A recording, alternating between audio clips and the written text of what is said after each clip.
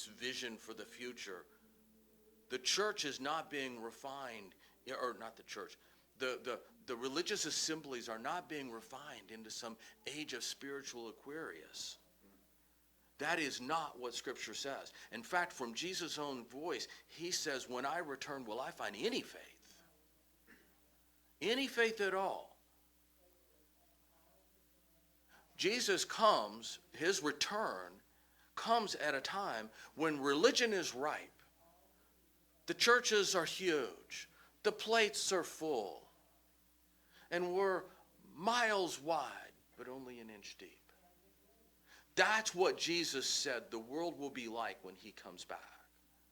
And Jeremiah's voice is telling us today, stand firm in the convictions of the revelation that the Lord has given you. And it won't be easy. In fact, I think we'll get to this today. I think it's Baruch, the guy who actually pins all this down for Jeremiah. He's Jeremiah's scribe. He's lamenting why he's going through all of this hard time of this judgment of the hand of the Lord. And God specifically calls him to account and says, what an entitled attitude.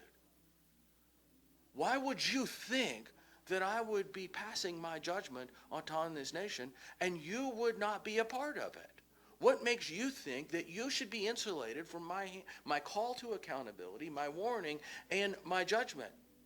Now, I will save you through it, but I'm not preventing you from experiencing the consequences, because you are as guilty of what I'm saying about Israel as all of Israel is. Now, and I hope we get to that part this morning, because we are going to kind of jump ahead and pull in a few things to help bring into context this morning. So with that as a little bit of a preamble, let's get into Jeremiah. Jeremiah was a very young man and thought of himself as, in terms of just his ability to do what he's going to do, as an even younger man than that. And we'll look at the language here in a minute and clarify that. But he prophesied for 41 years. Now, if you're Israel and you've been listening to the same voice for 41 years, you may grow a little weary of it. And they did. You may say, where is this great doom and gloom that you're prophesying? I think anybody that read Al Gore's book may be asking the same thing about now. For 41 years, the voice of Jeremiah is prophesied. And I have to refer, whoever gave me this, thank you. This was a great little catalog of the kings. It maps kings, ages, and prophets associated with it. And so I refer to this a whole lot. So he steps in at the end of Josiah's reign. Josiah, remember, was a very young king, had a very long reign. He was the last of the good kings. At the end of Josiah's reign, all the way through the end of the kings of Israel, Hezekiah. It's a,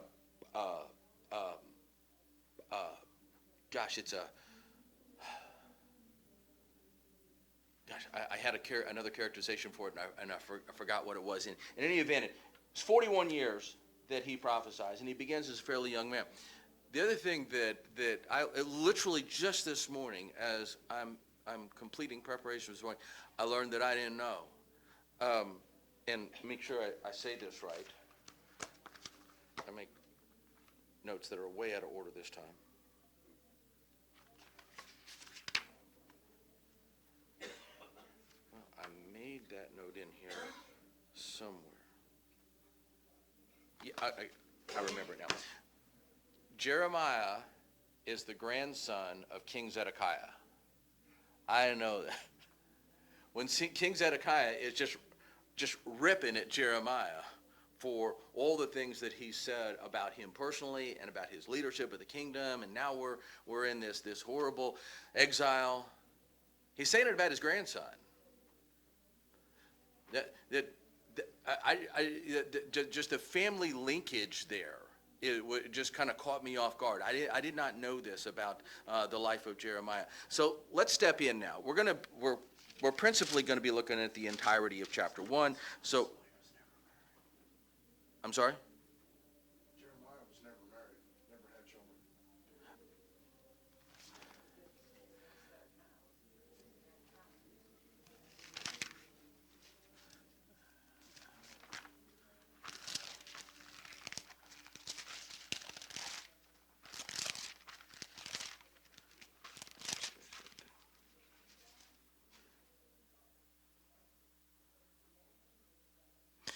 52 verse 1, Zedekiah was 21 years old when he became king, and he reigned in Jerusalem 11 years. His mother's name was Hamutal, daughter of Jeremiah. That's what I thought too, but I looked it up, and the historical account is that it's the Jeremiah of this book. And is that wrong? Well, in the introduction that I've got, it says Jeremiah was never married, never had children. I think then let's just hold that line for a moment, and let's look for further verification. Because I have to confess that I saw this morning. It caught me off guard. I started looking at resources I had, and that verified that was accurate. So I'll take the account that you have into an advisory. I'll revisit that. Todd, Yes, ma'am. you said that he was the grandson of that didn't have anything to do with Jeremiah when he was married. You said Jeremiah was the grandson of King Zedekiah. No, King Zedekiah was the grandson of Jeremiah.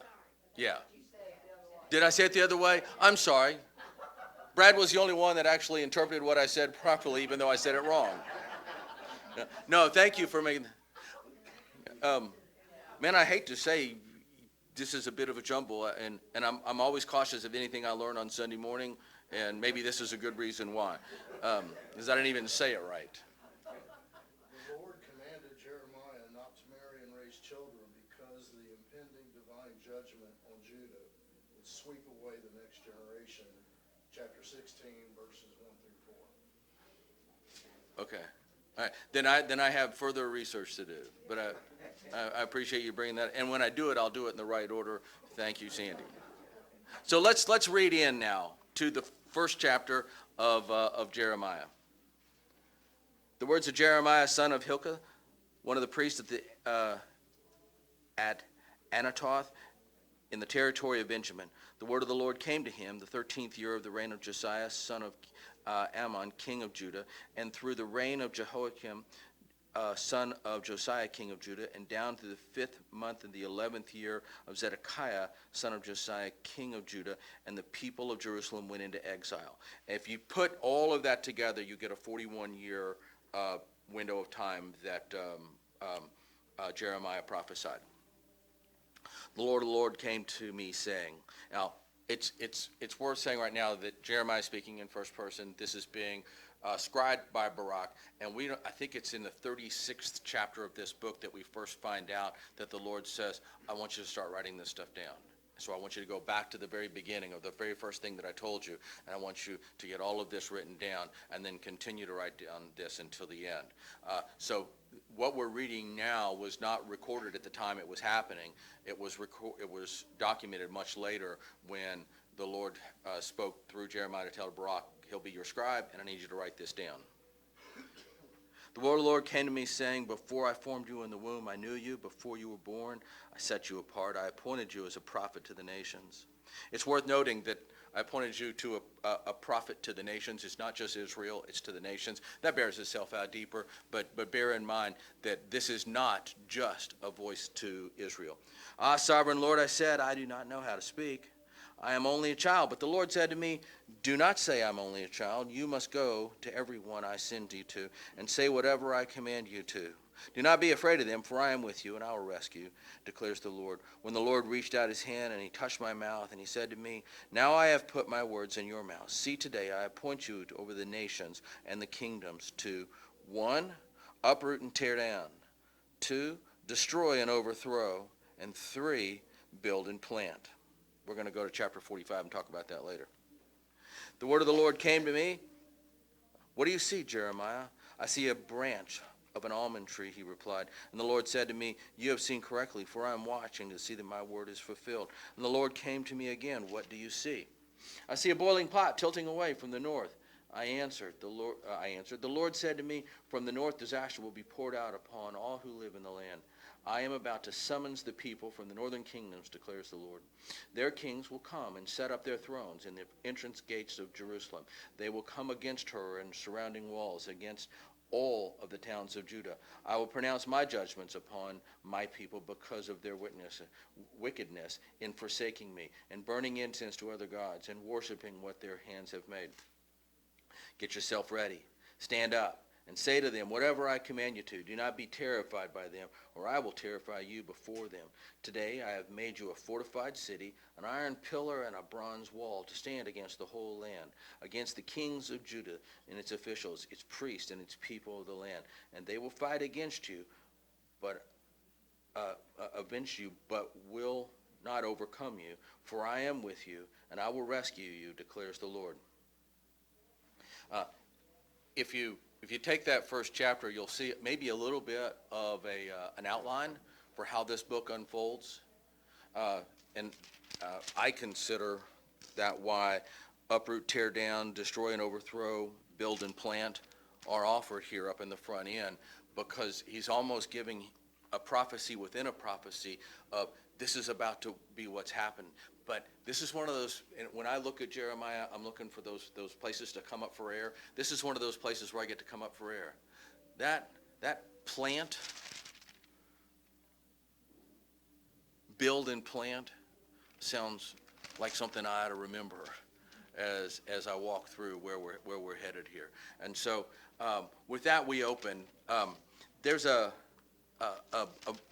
passage here that says, get up, starting at verse 17, get yourself ready, stand up, and say to them whatever I command you. You've heard me speak of a good friend of mine, Ray, before, and Ray was in a conversation, a protracted conversation with a gentleman for a while, and that gentleman was arguing with Ray, and very angry with Ray in the middle of that argument about what the voice of a prophet should be. And his claim was that a prophet should really be speaking words of encouragement and building and undergirding and development. And Ray was just kind of totally dumbfounded. This guy was this far into this discussion, and that's what he felt the voice of a prophet should be. So when he's telling me this, I completely checked out of everything that he was saying thereafter, because I was hung on what this guy's vision of the voice of a prophet should be. And that's part of the reason why I brought up Al Gore at the beginning, because he offers himself as a self-styled prophet. And so first, the only thing, can anybody tell me the only thing a prophet should ever say is what? What God tells him. Yeah, that's it. The content of it is totally irrelevant. The content, in terms of what a prophet should say, the content is totally irrelevant. The only thing a prophet should ever say is what God has told him. He serves not as the origin, but as the conduit for God's word. So whether or not God's word through a prophet is a voice of blessing or of judgment, it's irrelevant to the prophet. The only thing that I can offer is exactly what the Lord has said. And if I do not do that, one, it's an act of rebellion, but two, I've interjected myself in a place where in replace of the voice of the Lord. That's a pretty dark and dangerous place to be. So when I checked back into the conversation with Ray about this, I just had to kind of let that one swirl in my head for a minute, that the idea that a prophet's voice should be only encouragement, and that's exactly what Israel thought. As we read through the book of Jeremiah, that's their greatest complaint against Jeremiah, is that you never had anything good to say about us. I mean, can't we just get some, the language beer and wine for, can we get a little beer and wine for everyone, out of you every now and then, because we don't like this voice. This is not a convenient truth for us. What you're saying, if we accept it as truth, is a very inconvenient thing for us to hear. Yeah, that's the position that they're taking. So, as we're hopefully we're looking at some kind of big picture characterizations to help us walk through the book of Jeremiah. So let's begin up here in the front end. Now that we've established the window of time that Jeremiah prophesies, the duration of that time is 41 years. The word of the Lord came to me. Before I formed you in the womb, I knew you. Before you were born, I set you apart. We do, justifiably, we can all take the position that there is a high value on that language to communicate that you are an eternal spirit created by God, not in eternal past, present, and future, but eternal from the point of your creation. You are to live forever. That are given a limited time with this fleshly body. And before that you were given this fleshly body, God knew you because he created you. That's a broader anchorage that I think we can all justifiably, biblically claim and cling to in our lives. And if nothing else, just hold on to that as holding fast the unmovable conviction, the sanctity of life. And we can apply that in a lot of different ways, and we certainly have. But know that I'm a created being, created in the likeness and image of my Creator God. I had a conversation this week personally with a guy over artificial intelligence and a lot of the ethics associated with our, in which we don't have artificial intelligence. We have simulated intelligence. I'm kind of tired of reading this language about artificial intelligence. We don't have that until we have sentience. We have simulated intelligence, but the ethics associated with that and the soullessness of what we call intelligence is so very different than the soulishness of the human being that so-called intelligence is mapping itself after. Always remember, you're never chatting with ChatGPT. ChatGPT is chatting with you. Don't give in to it. So, okay, I'll get on a soapbox there if I'm not careful. So step back. There's kind of 2 points in this that I'd like to kind of illuminate. Before I formed you in the womb, I knew you. Before you were born, I set you apart. That sets you apart language, that's sanctified. If we look, I spent time in Hebrew this week on this one because I wanted to see the language. There's and I didn't necessarily intend to do that, but there was one word in here that I really wanted to get a better handle on because it kind of piqued my attention, but I spent a little more time in it. Sanctified.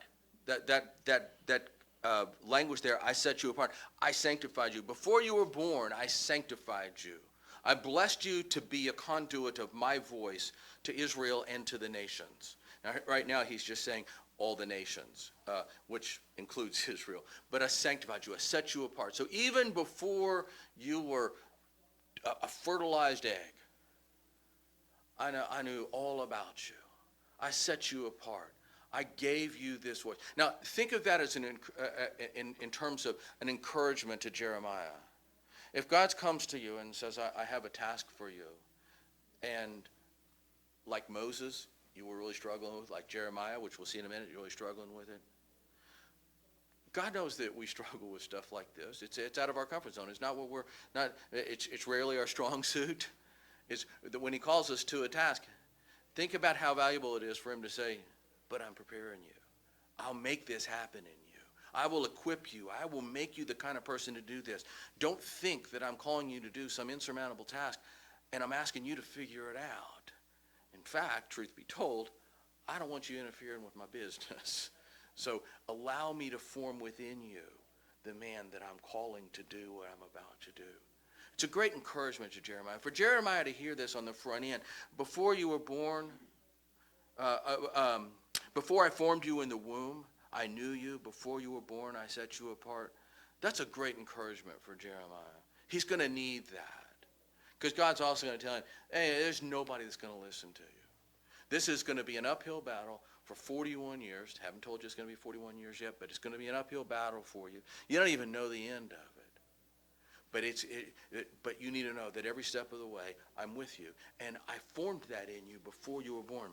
And I appointed you as a prophet to all nations. Just hold on to that idea that there's a lot of people that John Brown is going to speak to in addition to Israel. But always remember, judgment begins first in the house of the Lord. Okay. Sovereign Lord, I said, I do not know how to speak. I am only a child. That's where I first kind of got piqued. Is this idea I'm only a child.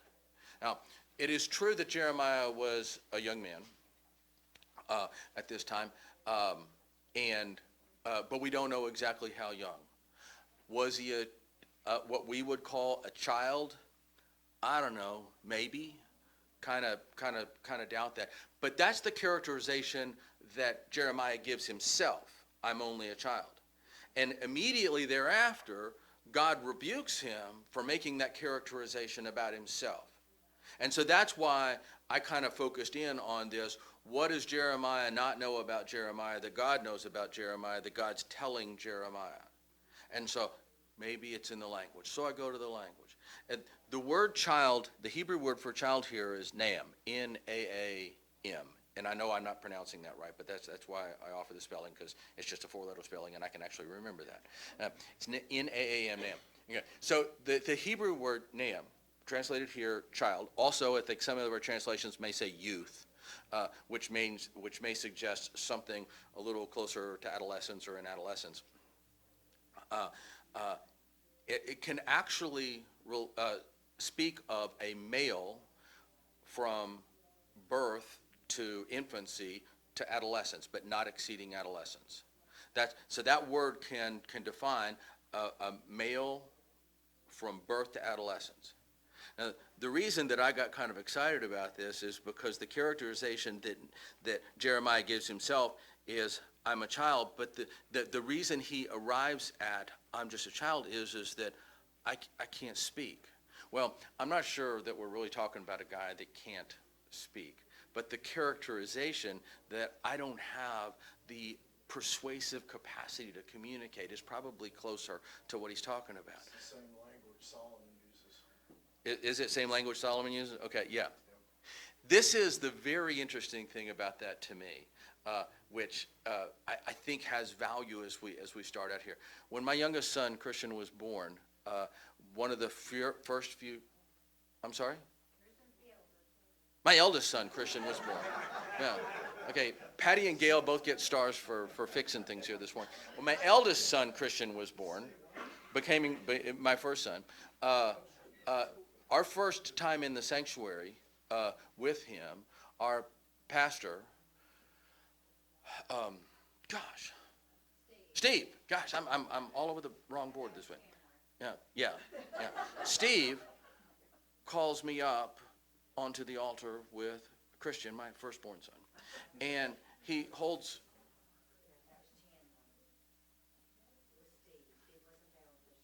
Okay, we're really getting fixed now. This all happened with Chandler. In any event, I have an infant in my hands, one of my two infant sons, and Steve called me and asked for my infant son. Thank you, Gail. My infant son, and he begins to talk about infant. And what he shares with us is in Hebrew, in ancient Hebrew, the concept infant is literally described as one without speech. So that's how the Hebrew thinks of an infant rather than a baby, bambino, or any of the other words that we can use, or the idea of that precious little swaddling clothed, baby, prodigy. How they thought of a newborn child is as one without speech. And I'm just very curious here if what Jeremiah is saying is it's not that I'm not an adult, and it's not that I'm just a young boy or a youth, is that when I look at myself before you, I am as an infant, one without speech. Now, all of the rest of this is all wrapped up in that idea that, yes, I do not have the persuasive power to communicate, and I recognize that as the skill sets. I can thresh wheat, and there's a lot of things I can do, but persuasively communicating with other people is just not my skill set, and yet that's the very thing that you say that you formed me in the womb to do, but I look at myself, and I don't see that. I am as one without speech. And so, yes, ma'am.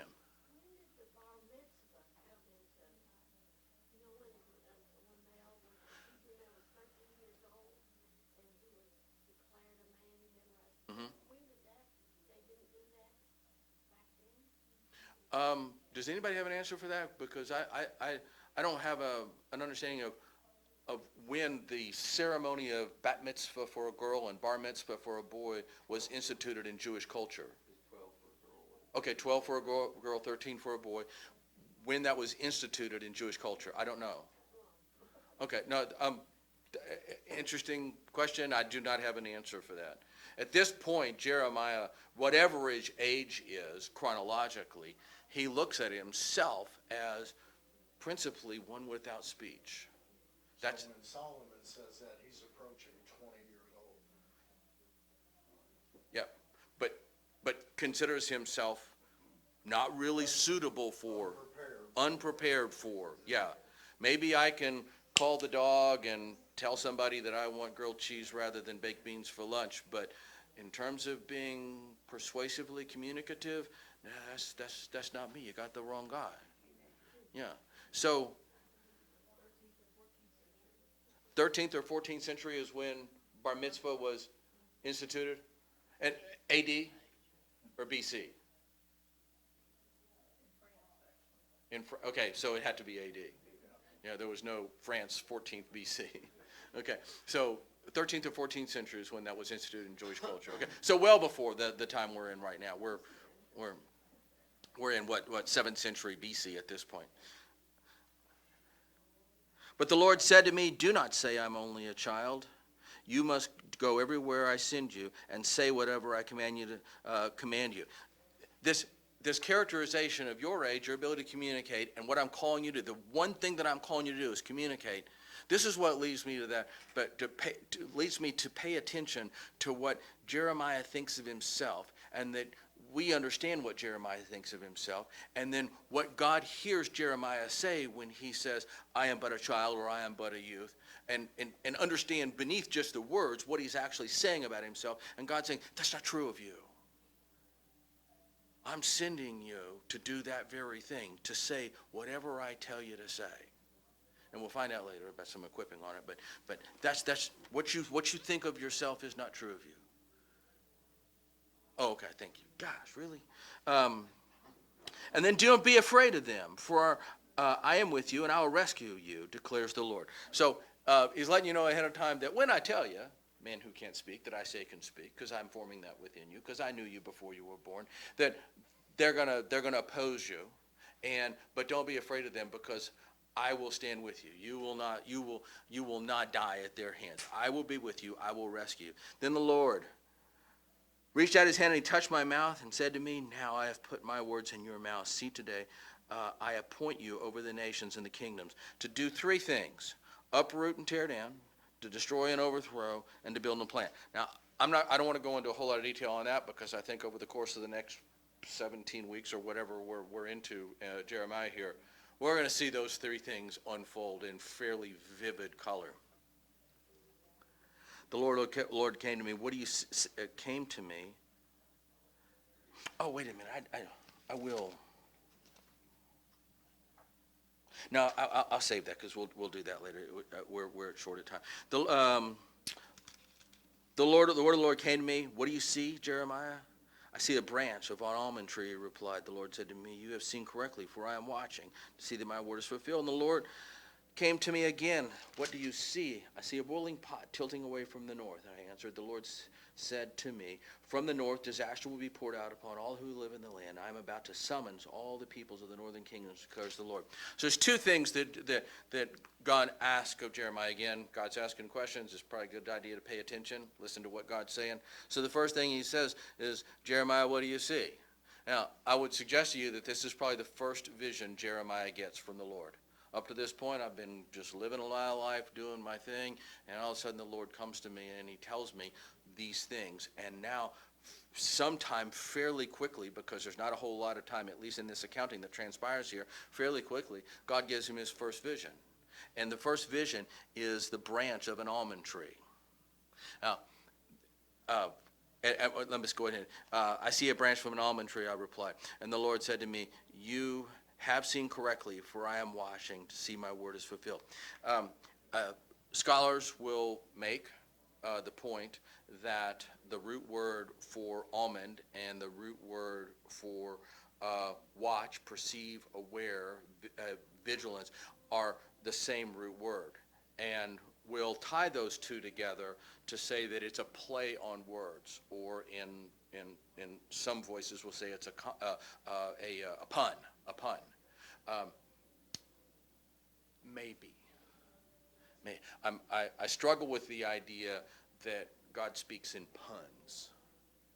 when God speaks to self-reveal himself, there's a clarity with which he intends. I'm not sure puns are really a part of God's tool. I don't necessarily see that, although we do see God speak in terms of figures of speech. So I'm not throwing that idea out, but I will offer what I personally see here.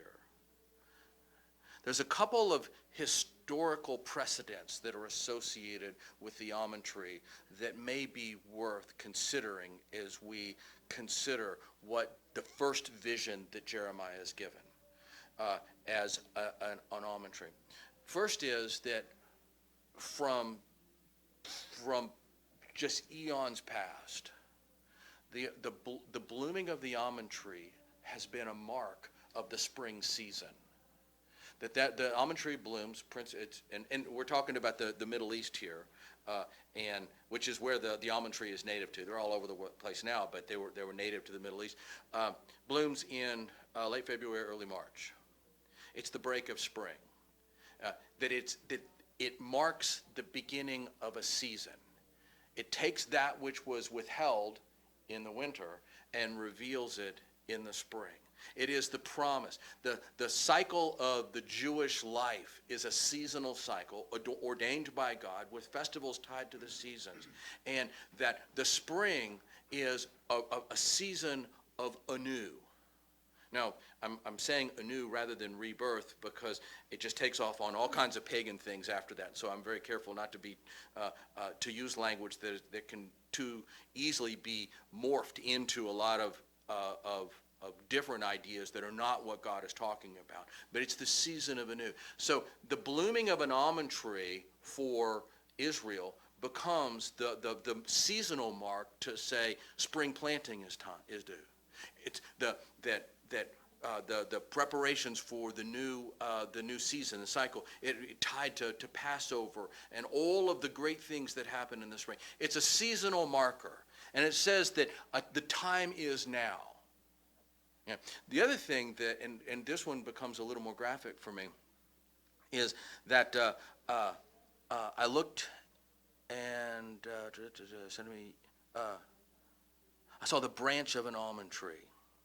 The other thing about this is that, and I'll lean a little more to this one here. Jeremiah was a young man, called out of his youngness, by whatever definition that is, with a particular self-perception that I'm really not capable of doing what the Lord's called me to do. The Lord has called me to do this, and he's about to commission me to do this. And the first vision he gives me is the branch of an almond tree. Well, and he's and all of this is an encouragement of me to go do what he's called me to do. And I'm just going to offer this. I lean in this direction pretty heavily. A long time ago, there was a young man by the name of Aaron, who was the brother to Moses. And Aaron was called as a Levite to be the first chief priest of the people of Israel. And there became a challenge, a grumbling amongst the Israels about who has the authority to speak for God. And so God tells Moses to take one leader from each of the 12 tribes of Israel. And for each of them, they are to have a staff. And you're to write the name of that tribe on the side of that staff. And then, and specifically identifies Aaron as the Levite whose staff would be presented. And those staffs will go before me in the tent of meeting. And the following day, which one blooms will be the tribe that I call and the spiritual leaders of my community. And so Moses does that exact same thing. So the next day he goes in there and he sees 11 unbloomed staffs and one bloomed staff, and it is Aaron's staff, the Levites. So Aaron is, but the characterization goes on. It didn't just bloom, but it produced an almond. Now, that almond has become, just throughout all of Israel, an icon for a busload. Even into contemporary application, the almond is a symbol of the personage of Christ. For centuries inside Israel, the almond is considered the blessed fruit of a woman, hard shell on the outside, but the very tender fruit on the inside. There's all kinds of applications of almond. But it's just that staff identifying the voice of spiritual leadership within my people is an almond branch, a staff made from an almond tree. And so I lean really heavily on that history for Jeremiah to see an almond branch not as just a pun or a play on words for God watching, but an encouragement that as once I called Aaron your father, I call you now to serve me. And so lean back upon the truth of the history that I already put behind you as I now call you to serve me as once I called him to serve me. So I can't tell you that that's absolute truth. I can tell you that as I study Scripture and look for what appears to be illuminated to me, that's what I see. That's what I lean on. Maybe it's a pun. I don't know. I just can't lay a whole lot of value on pun language when there's more significant truth in what's happening that seems to anchor more in the context of encouraging for the purpose of commissioning a young man who thinks of himself as not even having a communicative voice. And then the second thing, I see a boiling pot tilting away from the north. This one's pretty easy. Yeah, that boiling pot, it is to pour out my wrath. What you're looking at is a containment of my wrath. And so put your kind of your cinematic eyes on here. If it's a boiling pot, that means that it's a pot that has contents and that it's already been heated up and it's already in its froth. So that's what I saw from the north, and then poured out. So what God is revealing to the young man who doesn't think that he can speak, but I'm encouraging him to speak, that I'm giving him the staff of authority to speak on my behalf. This is what you're going to preach. What you're going to preach is a storm is coming. A storm like nobody's ever seen before. And it's going to begin on the house of Israel. I am appointed you as a prophet to all nations, but this begins on the house of Israel. I am about to summons all the peoples of the northern kingdoms, declares the Lord. The kings will come and set up their thrones at the entrance gates of Jerusalem, and they will come against her surrounding walls and against the walls in the towns of Judah. I will pronounce my judgments on my people because of their witnesses, forsaking me, and burning incense to other gods whom worship, and in worshiping their hands have made. Get ready. Stand up. Say to them whatever I command to you. Do not be terrified by them, or I will terrify you before them. Today I have made you a fortified city, an iron pillar and a bronze wall to stand against the whole land. Basically it's suck it up. And this is we're going to have to end here, but this is what I would like to end with this morning as it doesn't make any difference what you or I think about the justness or the morality of God when it's his time to pour out his judgment. We will see in Jeremiah what might in some characterizations be considered a vicious attack upon his own people. And you'll read in Jeremiah some almost devastating, unrelenting things that happen to his own people. Things that people who are antagonistic to the Bible would say, see, there's proof of this vicious, vile, unrelenting God of nothing but death and destruction. And you all want to worship this guy.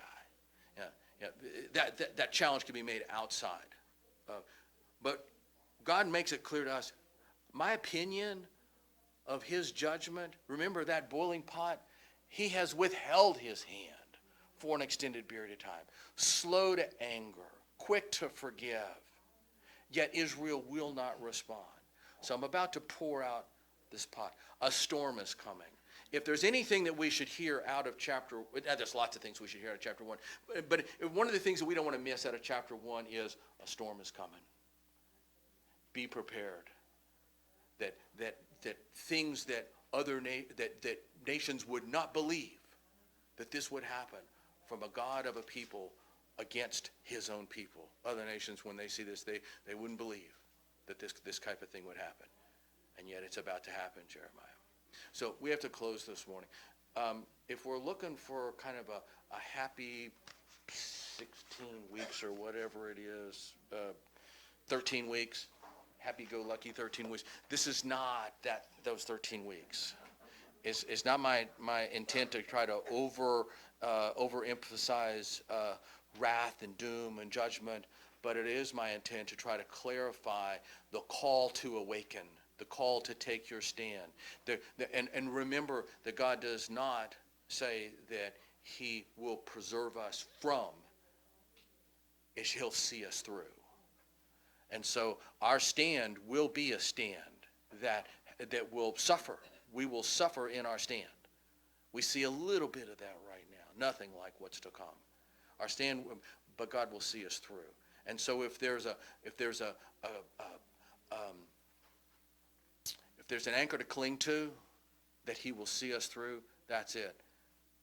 For me, that's it. Just hold tight. He'll see us through.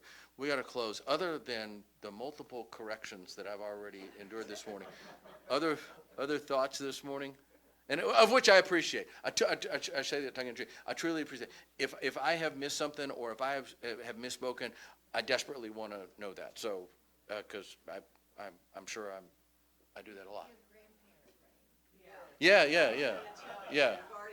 I've already got grandparent brain, which I wasn't supposed to say in this forum. Yes, sir. Curiosity question. I don't know why, but it seems to be a thing from me. We talk about a child. Would it be chronological age of him or his walk? Because, when I was in my 30s, when I finally decided that something had dawned on me. Something's got to change.